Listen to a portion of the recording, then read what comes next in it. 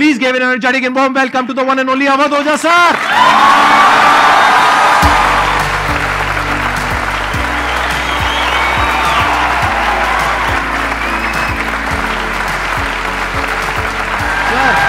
Sir hello sir, क्या हाल चाल? बैठिए जी, बैठिए। आइए। Thank you. इससे पहले कि ऑडियंस आपसे कुछ क्वेश्चंस पूछे, मेरे माइंड में एक क्वेश्चन आ रहा है। आईएएस में कितने लोग हैं जो हर साल उसके लिए अपीयर करते हैं? 5 से 6 लाख के आसपास। और सीट्स कितनी है? 1000 अप्रोक्सीमेटली। तो जिनका हो जाता है उनके बारे में तो सब बात करते हैं, जिनका नहीं होता है, जिन्होंने पूरी जान लगाई और जिनका नहीं हुआ, उनका क्या होता है? उनके रिश्तेदार उनकी चिंता करते हैं। वो फिर उनकी चिंता करते हैं। नहीं मैं आ रहा हूं, मैं आपके क्वेश्चन पे आ रहा हूं। ये पॉइंट इंटरेस्टिंग है, मैं समझना चाहूंगा कैसे। मैं बता रहा हूं। हाँ। मैं दोनों मुद्दों पे बता रहा हूं। हम सब हारने से डरते हैं, और मजेदार बात है कि वो डर हमारी हार की वजह बनता है। 98% केसेस में हारने से क्यों डरते हैं? क्योंकि हम जानते हैं अगर हम हारेंगे तो वो जो पीछे 3 लोग बैठे हैं ना, रिश्तेदार, रिलेटिव्स और फ्रेंड, वो जीने नहीं देंगे। आप जब भी आईएएस की तैयारी करें, पहला अटेम्प्ट आपका सीरियस अटेम्प्ट होना चाहिए। आपने तैयारी किया एंड बेसिक्स तैयार किए, आपने एडवांस कोर्स तैयार किया, आपने कम से कम मेंस के 1000 आंसर्स लिखे हैं और मिनिमम 10,000 प्रीलिम्स के क्वेश्चंस आप सॉल्व कर चुके हैं, तब आप एग्जाम देने जाइए। सिर्फ एक अटेम्प्ट दीजिए। जिसने भी पहला अटेम्प्ट सीरियस दिया उसको दोबारा तैयारी नहीं करनी पड़ती, रिवीजन करना पड़ता है। भाई आप देखो ना, जितने सारे सेलेक्ट लड़के होते हैं उसमें बहुत सारे नौकरी कर रहे होते हैं, जॉब कर रहे होते हैं। कुछ लोग मुझसे पूछते हैं सर जॉब करते वक्त तैयारी हो सकती है? नहीं, जॉब करते वक्त तैयारी तो नहीं हो सकती, जॉब करते वक्त रिवीजन हो सकता है। 3 hours per day, 4 hours per day. तो मेरी एडवाइस ये है, क्योंकि ये एक बहुत रिस्की खेल है ये। मैं खुद ही बाहर हुआ और फिर मैं कितने लोगों को देखता हूं जो 5-5, 6-6 अटेम्प्ट के बाद बाहर होते हैं। तो जिनको भी इस गेम में शामिल होना है, एक अटेम्प्ट सीरियसली आपका होता है, बहुत अच्छा है। आपको मैक्सिमम रिस्क लेना है तो आप 2 ले लो, उसके बाद अपना काम शुरू करो जो आपका सेकंड लाइन थॉट था। कोई लॉयर बनना चाहता है, कोई मेडिकल लाइन में जाना चाहता है, कोई मतलब जो भी आप एंटरप्रेन्योर बनना चाहते हैं आप करो, लेकिन अपने वो रिवीजन वाले 4 आवर बचा के रखो। आपने कितने अटेम्प्ट्स दिए थे सर? 4 अटेम्प्ट्स आपने दिए थे। और आपने कहीं से कोचिंग ली थी, यानी लाखों रुपए दिए थे कोचिंग में? नहीं, तब लाखों नहीं थे, तब हजारों थे। अच्छा, हजारों रुपए आपने खर्च करे थे, और आप एक मिडिल क्लास बैकग्राउंड से थे। तो टोटल 4 साल में आपका कितना पैसा लग गया होगा? रहना, खाना, पीना, और आपने तो पूरी तैयारी करी होगी, साथ में कुछ और नहीं किया होगा? I think so. कुछ नहीं किया, बिल्कुल। तो कितना आपका 4 साल में अच्छा खासा पैसा? 5-6 लाख रुपए लगे। 5-6 लाख रुपए उस समय लगे। आज के समय पे अगर किसी को कोचिंग लेनी है तो आई थिंक इससे 3-4 गुना, 5 गुना आराम से लगेगा। तो 15-20 लाख रुपए उस इंसान का लग गया, और वो है एक मिडिल क्लास बैकग्राउंड से। अब वो कहीं ऐसा तो नहीं कि वो ना यहाँ करा ना वहां करा 4-5 साल बाद? हाँ, वही मैंने कहा कि अब आप, जब हमारे समय तो ठीक था, अब आप रिस्क पूरा नहीं ले सकते। You have to be cautious. अब इनको कॉशियस होना पड़ेगा कि ठीक है, जैसे बड़े सारे लड़के क्या करते हैं, वो 1-2 अटेम्प्ट ऐसे ही देते हैं। अब तो इनके पास 6 अटेम्प्ट है। ओबीसी हैं तो और ज़्यादा है, SC ST हैं तो और ज़्यादा है। और मैं कहूँगा आप किसी भी कैटेगरी से आते हैं, आप 2 अटेम्प्ट से ज़्यादा कभी मत मानिए। ये पॉइंट बहुत अच्छा है कि आइडियली आपको अपने माइंड में ये रखना है कि एक ही अटेम्प्ट है मेरे पास में, मैक्सिमम अगर आपकी फैमिली अफोर्ड कर सकती है तो 2 अटेम्प्ट है। उसके बाद में अपने काम पे ध्यान देना है और इसको एज अ रिवीजन की तरह देखना है, मतलब इसको साथ साथ में चलाना है। ये नहीं कि अपने 5 साल या 6 साल लाइफ के सारे यहीं निकाल दिए और सारा पैसा घर वालों का लगा दिया, या उन्होंने खेत बेच दिया, या लोन ले लिया। ऐसी बहुत कहानियां मैंने सुनी है सर लोगों की, और बहुत ही दर्द होता है ऐसी कहानियां देख करके। ऐसे लोगों की जो कहानियां हैं वो उसको सुन करके बहुत ही बुरा लगता है अंदर से। चलिए आगे बढ़ते हैं जी। Sir, I wanted to ask how to fight the basically fear that we feel. Like there are lot many fears that we face, not only in studies but in each aspect of life. There is some kind of fear. How to fight that? How to come back? How to have that courage in life? Fear बड़ी प्यारी चीज है। हमने कुछ words को बड़ा negative बना लिया है। जैसे अब बच्चा है 2 साल का, उसको तो फियर होता नहीं, उसे कुछ पता नहीं, उसने कोबरा देखा जाके पकड़ लिया। वो तो बाद में घर वालों ने देखा तो पता चला कि भैया कोबरा पकड़ के घूम रहा है। लेकिन हम बड़े हो गए ना, अब हम कोबरा देखेंगे तो वो हमारी बॉडी की जो मैकेनिज्म है वो हमें वार्न करेगी, अलर्ट करेगी। That is natural fear. वो अच्छी चीज है।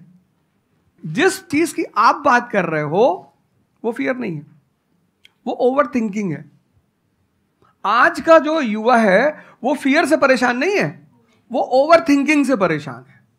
अब ये ओवर थिंकिंग क्यों है, उस फैक्टर पे आते हैं। ओवर थिंकिंग की वजह क्या है? ओवर थिंकिंग की वजह यह है कि आज का समाज इतना एक्सपैंड कर चुका है। You are outside your house, तुमको तुम्हारी दोस्त मिल गई कि मैं कल लंदन से आई, क्या लाइफ है लंदन में यार, और मैं तो ये कर रही वो कर रही। आपको लगा हम ही पागल है यार, IAS की तैयारी कर। फिर शाम को किसी फ्रेंड का फोन आ गया कि मैं तो अब ऑस्ट्रेलिया जा रही हूँ, मैं तो वहीं सेटल हो जाऊंगी। 90s में हमारे पास इतने स्कोप नहीं थे। हमारी जो लाइफ थी वहां ओवर थिंकिंग इसलिए नहीं थी, आपने भी सर देखा होगा, क्योंकि हमारे पास इतने स्कोप नहीं थे। आज तुम्हारी जनरेशन में यू हैव मल्टीपल फील्ड्स, मतलब इतने सारे फील्ड्स ओपन है। तो जब तुम घूम के चारों तरफ देखते हो और तुम देखते हो कि तुम्हारे ही साथ के लोग बड़ी सारी फील्ड में एक्सेल कर रहे हैं, काम कर रहे हैं, अर्न कर रहे हैं, तो तुम्हारा दिमाग भागना शुरू करता है। फिर क्या होता है, हमारे पेरेंट्स हमसे ज्यादा ओवर थिंकिंग करते हैं, क्योंकि बड़े हमको लेकर कॉशियस होते हैं। हाँ। एक हमने ओवर थिंकिंग की, हम अपना संभाल लें किसी तरह। हम घर के अंदर गए, मम्मी रो रही है कि वो निशा मिली थी, 20 लाख का पैकेज है उसका। दूसरा प्रेशर तुम्हारे ऊपर आ गया। ये जो प्रेशर हम मल्टीपल फेस करते हैं, तो एक तुम्हारा प्रेशर, एक माँ बाप का प्रेशर। पता लगा बुआ जी ने रात में फोन कर दिया, क्या कर रही हो जी? तुम सारे लोग प्रेशर से लड़ रहे हो इस वक्त, मल्टीपल फ्रंट पे। ये कोई फियर उयर नहीं है। ये प्रेशर दूर कैसे होगा, इस पे थोड़ी सी बात कर ले। जहां इंटरनल ताकत है वहां कॉन्फिडेंस है। आज का युवा क्या कर रहा है? बादाम का तेल लगा रहा है, बादाम की क्रीम लगा रहा है, बादाम का साबुन लगा रहा है, खा रहा गुटखा।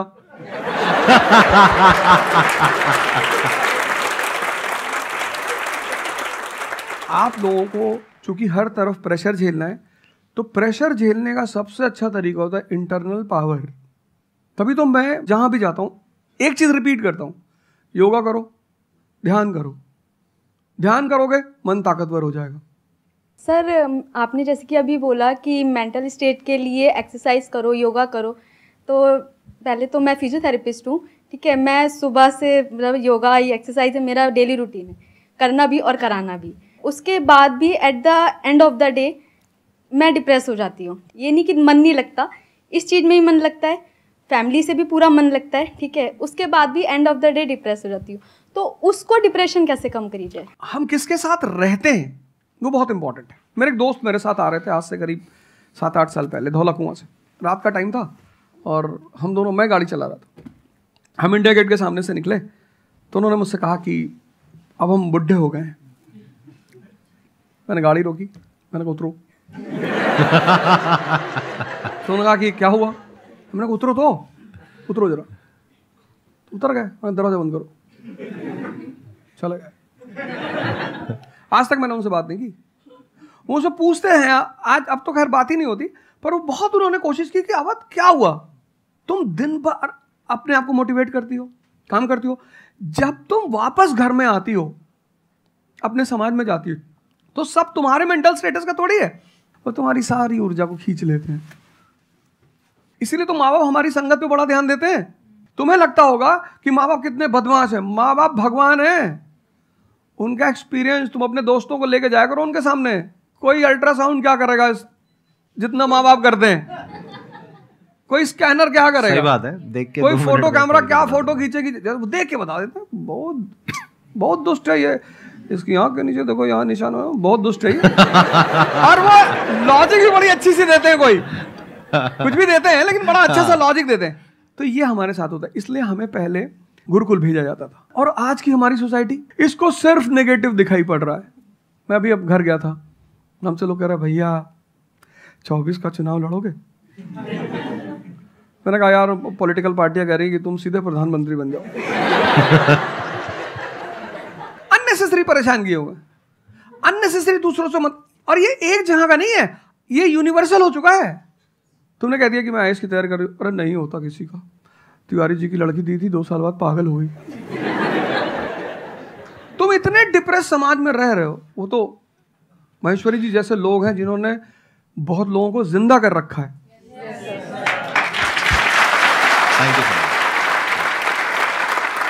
जब आपको कोई सहारा नहीं होता, आपने टाइप किया संदीप महेश्वरी, एक वीडियो आ गया, आप रिलैक्स हो गए। जब आप इन्हें सुनते हो तो आपका टेम्परेचर हाई होता है। तो एक ही आदमी को आप सुनते हो ना जिससे टेम्परेचर हाई हो, हमको सुन लिया कुछ ज्यादा ही हाई हो गया।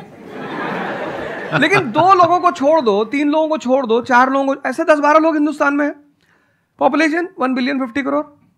तो तुम 10 लोगों को सुनो और बाकी जो तुम्हारे साथ 500 जुड़े हैं वो तुम्हें तो नीचे ही ले जा रहे हैं। इससे बचो, अपनी सर्कल को थोड़ा सा रिजर्व करो। तुम किससे बात करते हो, कौन सा लिटरेचर पढ़ते हो, लिटरेचर पर ध्यान दो। जैसे मैं रश्मिरथ पढ़ता रहता हूँ, खाली हुआ प्रसादों के कनकाब शिखर होते कबूतरों के ही घर। ये जो बड़े बड़े मकान हैं, कभी किसी बाज को यहां रहते हुए देखा? कबूतर रहते हैं। क्या लाइन है, प्रसादों के कनकाब शिखर, कितने मतलब महलों के जो बड़े बड़े शिखर, उसमें सिर्फ कबूतर रहते हैं। प्रसादों के कनकाब शिखर होते कबूतरों के ही घर, महलों में गरुड़ न रहता है, कंचन पर कभी न सोता। कंचन मतलब सोना। लग्जरी नहीं चाहिए। तुम लोग इतनी लग्जरी चाहते हो, लग्जरी आदमी को मेंटली कमजोर बनाती है। मैं आश्रम में था, मैंने ज्यादा खाना खा लिया। मेरा एक नियम है, नो एक्सरसाइज नो फूड। मतलब अगर मैं एक्सरसाइज नहीं करूंगा तो मैं खाना नहीं खाऊंगा। वहां एक बाबा जी, वो प्रेम में उन्होंने घी पे घी डालते चले, मैंने खा लो। फिर वो हुआ कि भाई यहाँ घूमेंगे, चारों तरफ जंगल है, डरा दिया इन लोगों ने। एक बार एक भालू एक आदमी की टांग काट के ले गया। अरे मैंने कहा आज कोई भालू नहीं आएगा, मैं जाऊंगा। फिर मैंने 4-5 लोगों को तैयार किया अपने साथ, उनको थोड़ा मोटिवेट किया कि जंगल में घूमने से ऑक्सीजन लेवल बढ़ता है।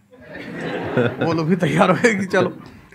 तो हमारे साथ एक साहब अमेरिका से आए हुए थे, वो भी वॉक करने निकले, बोले हम भी चलेंगे। मैंने कहा भाई साहब क्यों जा रहे हो? कहते हम भी चलेंगे। मैं उनका नाम नहीं लूंगा। 1 किलोमीटर के बाद उन्होंने मुझसे कहा मेरे बैग में यहाँ बहुत पेन हो रहा है। 1 किलोमीटर। तुम लोगों ने पता है अपने आप को कष्ट देना छोड़ दिया है। You are dying for luxury, you have become weak physically and mentally. थोड़ा थोड़ा सा कष्ट दो अपने आप को, थोड़ा टेम्परेचर हाई रखो, थोड़ा बड़े टेम्परेचर वालों के साथ रहो। हमने अपने आप को कष्ट, हम कौन सी नॉवेल पढ़ रहे हैं? Half girlfriend. अच्छी है, अच्छी है, अच्छी, मैं ये नहीं कह रहा हूं, मैं कुछ बोल देता हूं। अच्छी है मतलब आपने पढ़ी है।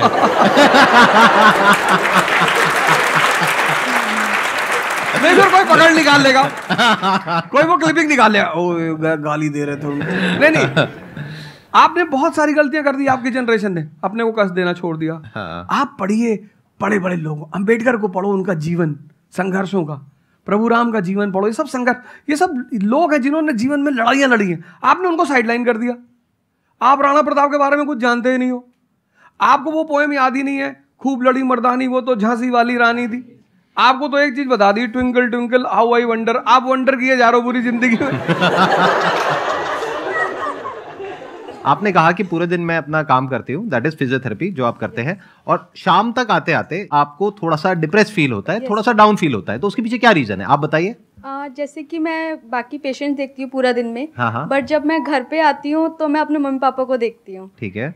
जो मैं उनको कहती हूँ कि आपको ये एक्सरसाइज करनी है, ये करना है, आपके लिए ये ज़रूरी है, वो ये नहीं करते। तो फिर वो मुझे डिप्रेस होता है कि मैं जब सबको सही करती हूँ और मैं अपने घर में ही सही नहीं कर पा रही। आप सबको सही नहीं करते हो, आप उन लोगों को सही करते हो जो आपके पास आते हैं। हाँ एग्जैक्टली। तो अगर आपके पेरेंट्स सही नहीं होना चाहते हैं तो उनको कौन सही करेगा? बेसिकली हमारी प्रॉब्लम क्या है कि जो नहीं करना चाहता उसको भी करवाना चाहते हैं। एग्जैक्टली। फॉर एग्जाम्पल आप में से यहाँ पे कुछ लोग बैठे हैं और बैठे हैं जो कहते हैं कि भाई आप कुछ भी बोल दो, हम तो जैसे थे वैसे ही रहेंगे, उखाड़ लो जो उखाड़ सकते हो, आप अकेले आ जाओ, आप साथ में हो जा, सर को ले आओ, आप 10 को ले आओ, हम तो नहीं बदलने वाले। उनका कोई कुछ कर सकता है? समझ गए? तो यहाँ पे किसका एक्चुअल में किसकी लाइफ बदलने वाली है? यहाँ पर हो सकता है कुछ साल बाद आप ही में से कोई यहाँ पर बैठा होगा, बट वो इंसान कौन होगा? जो खुद अंदर से बदलना चाहता है ना। Yes sir, thank you sir. Please have a seat, बैठिए। मेरा संदीप सर से ये क्वेश्चन है कि जैसे हम लोग जब आपकी वीडियोस देखते हैं तो हम लोग मोटिवेटेड हो जाता है कि हम लोगों को गवर्नमेंट से या फिर इन सब फील्ड्स में छोड़ के अपना कुछ स्टार्ट करना चाहिए जिससे देश में एंटरप्रेन्योर्स या फिर जॉब्स बढ़े। फिर हम लोग देखते हैं आप लोगों को कि भाई यूपीएससी में एक ऐसी पावर होती है जो हम करना चाहते हैं वहाँ पे हमको डायरेक्ट पावर मिलती है। जैसे कि मैं अगर एजुकेशन के फील्ड में कुछ अच्छा करना चाहती हूँ तो मेरे पास डायरेक्ट पावर होती है कि हम लोग वहाँ से कर सकते हैं। तो मेरे पास ये क्वेश्चन फिर मतलब दोनों में कॉन्ट्राडिक्शन चलता रहता है। ना कॉन्ट्राडिक्शन नहीं चल रहा है, इसे कॉन्ट्राडिक्शन नहीं कहते, इसे कंफ्यूजन कहते हैं। मतलब एक गोल होता है ना, या फिर एक मतलब हमारे पास एक टारगेट होता है कि हम ये काम करने के लिए यूपीएससी में जा रहे हैं। नहीं, सरकार जो कहेगी वो करना है। हाँ, I was about to say that. आपका क्या गोल है? आप क्यों कर, आप नेता थोड़ी है, आपकी पार्टी का मैनिफेस्टो थोड़ी है, घोषणा पत्र। आप एक राजपत्रित अधिकारी हैं, गैजेटेड ऑफिसर। आपका जो मिनिस्टर होगा फोन मिलेगा, मैडम जी ये कस्तूरबा गांधी प्लान में अभी तक कितना काम हुआ? जी sir, I give the review in the evening sir. Okay, thank you. ठीक है मैडम, बाय, खत्म। सो आपका कहने का मतलब है कि जो सिविल सर्वेंट बनते हैं या आईएएस ऑफिसर बनते हैं उनके पास कोई पावर नहीं होती? पावर होती है जब तक जनता अपनी पावर नहीं समझती। आज की डेट में इस देश में पावरफुल कौन है? जनता। We the people of India solemnly resolve. Yes sir. ये जनता बेचारी पावर जानती है तो डीएम का ऑफिस में चले जाते, हुजूर। इसको बेचारे को पता है, नेता देखा, मेंबर ऑफ पार्लियामेंट देखा, क्या पैर छू लिए, तेरे फूफा है? नहीं भैया नहीं भैया, सांसद जी हैं। सांसद जी हैं तो क्यों पैर छू रहा है? तो पावर इस असलियत में इस देश की जनता के पास है। चूंकि वो जानती नहीं है इसलिए तुमको इनके पास इनको काम करने का अधिकार है। ये है the right to work, the right to implement. लेकिन चूंकि जनता अपने अधिकार को नहीं जानती तो तुम्हें दूर से दिखाई पड़ता है कि यार आप बेटा कंफ्यूजन से बाहर आओ, ठीक है? और ग्लैमर मत देखो। आप बेसिकली पावर नहीं देख रहे हो, आप ग्लैमर देख रहे हो। आपको जो करना है उसको डिसाइड कर लो आप, और उस रास्ते पे आगे बढ़ो कि आप कल किसी भी फील्ड के मुकेश अंबानी बन जाओ, अडानी बन जाओ, वॉरेन बफेट बन जाओ, बिल गेट्स बन जाओ। इस रास्ते पे जाओ। Thank you sir. मैं यहाँ पे थोड़ा सा ऐड करता हूँ कि जो आपने बोला ना कि ये कॉन्ट्रडिक्शन है, सबसे पहले तो जो सर ने बोला कि ये कोई कॉन्ट्रडिक्शन नहीं है, ये कंफ्यूजन है, बिल्कुल सही बात है।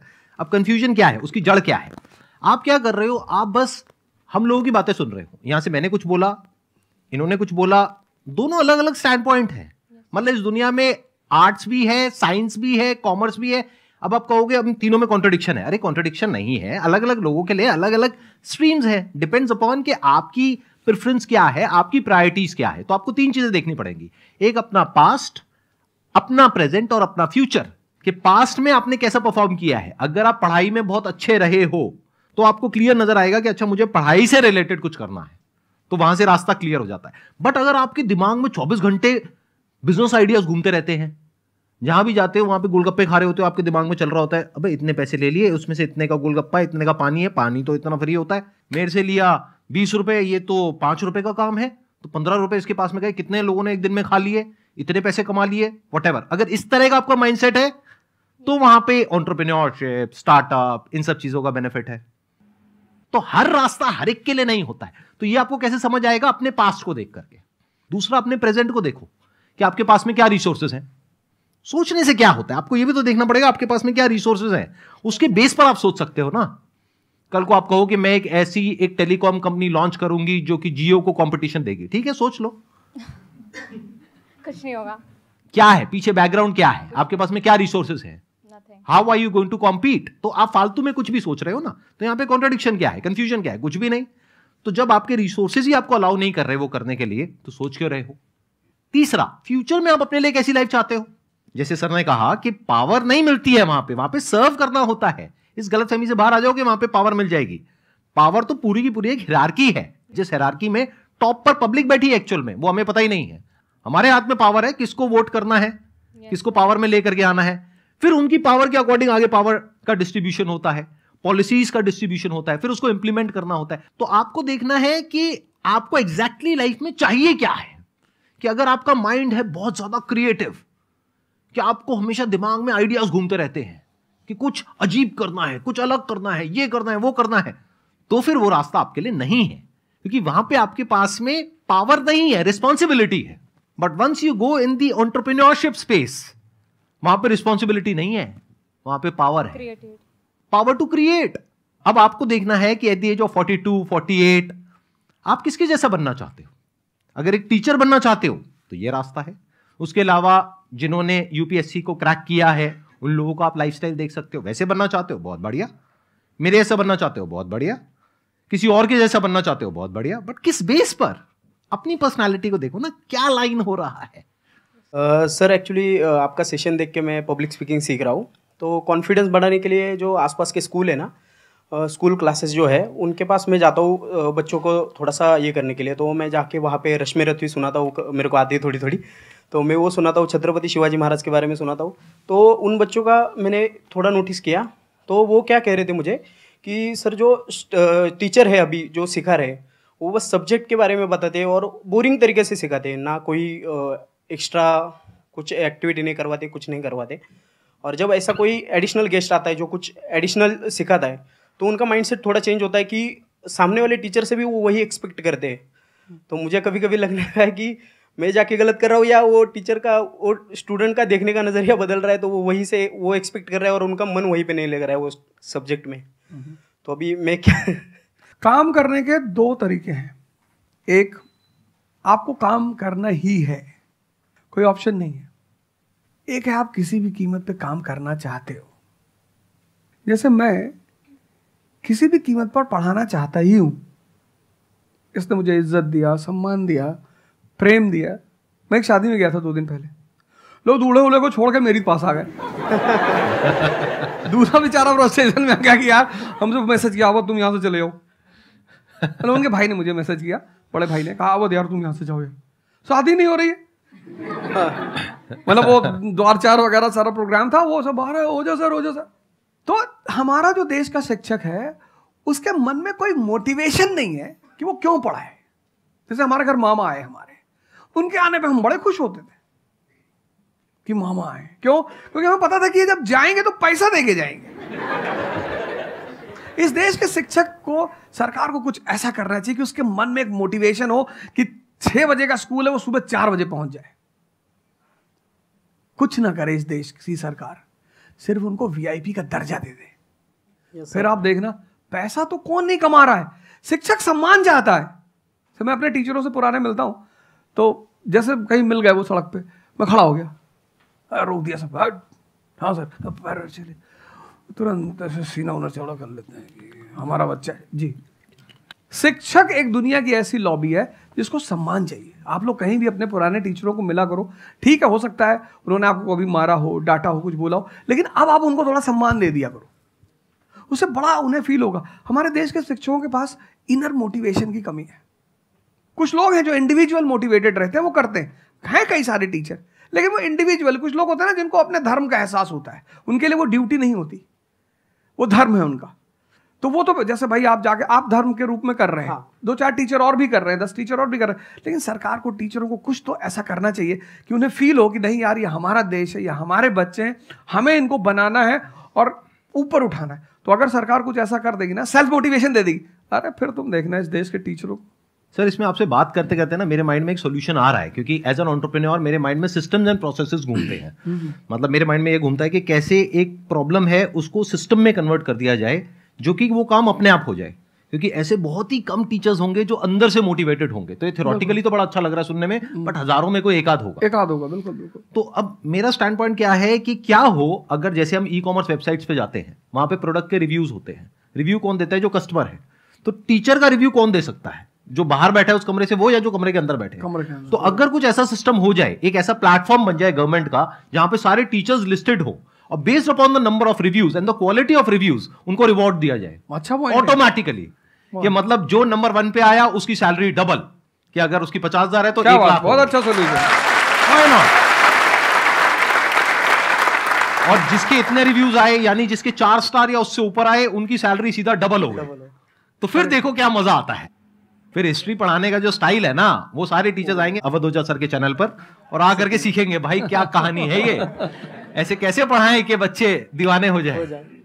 और फिर अपने आप को अपग्रेड करेंगे। नहीं तो अपग्रेड करने की मोटिवेशन कहाँ है? जैसे एक एंटरप्रेन्योर होता है, उसके पास में तो मोटिवेशन होती है कि अगर मैंने अपने जो भी प्रोडक्ट है, सर्विस है या काम है, उसको अपग्रेड किया तो करते ही मेरे को इमीडिएट रिवॉर्ड मिलेगा। जैसे सेल्स टीम में अगर आप कहीं पर काम करते हो, कितने लोग सेल्स डिपार्टमेंट में है, अलग अलग कंपनी में जो जॉब कर रहे हैं, तो सेल्स में इंसेंटिव का एक सिस्टम होता है। तो वहां पर क्लियर पता होता है कि मैंने ये टारगेट अचीव किया तो ये है।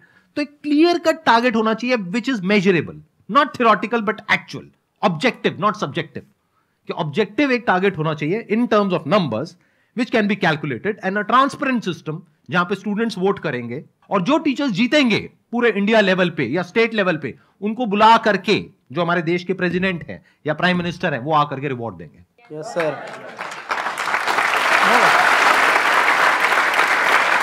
Thank you so much sir आने के लिए यहाँ पर, दिल से धन्यवाद। मुझे बड़ा अच्छा लगा आपसे बात करके। मुझे बहुत अच्छा लगा यहाँ आके। Thank you so much.